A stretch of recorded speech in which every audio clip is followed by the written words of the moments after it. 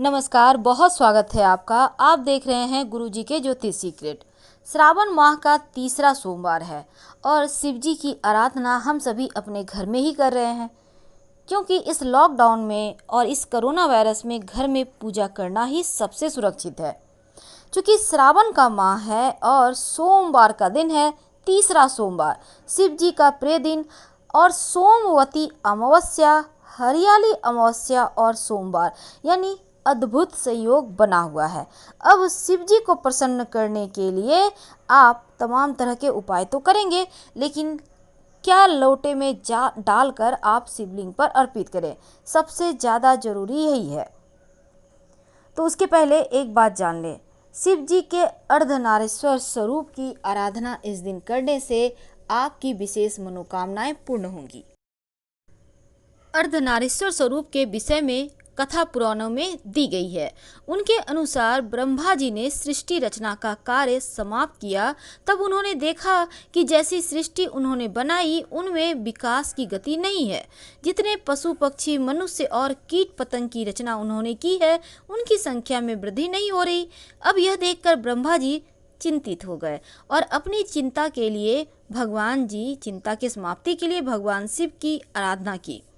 वही कोई उपाय बताएंगे ऐसा सोचकर अब ब्रह्मा जी ने शिव जी की तपस्या शुरू की, जिससे शिव जी प्रसन्न होकर प्रकट होते हैं और शिव जी मैथुनी सृष्टि की रचना का आदेश दिया।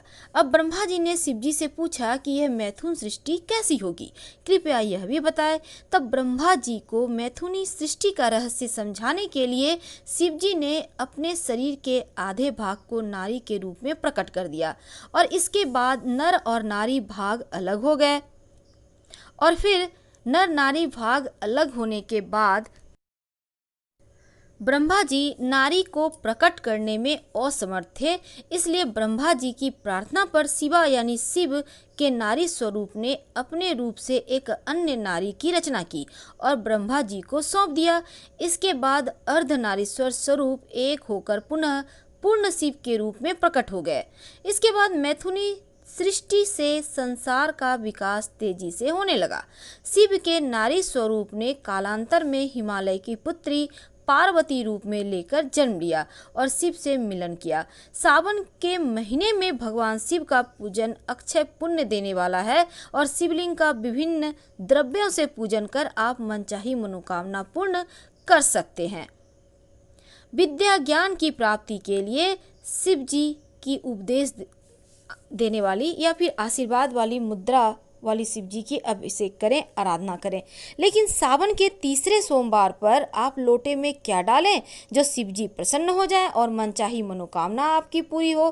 तो देखिए, सबसे पहली बात तो सावन के तीसरे सोमवार पर एक लोटा जल में बेलपत्र और थोड़ा सा शहद लेकर शिवालय में जाइए और शिवलिंग पर अर्पित कीजिए। संभव हो तो एक मुट्ठी हरी मूंग भी अर्पित कीजिएगा, ताकि जीवन की समस्त बाधाओं से मुक्ति मिले और जीवन में कभी भी किसी चीज़ की कमी ना रहे।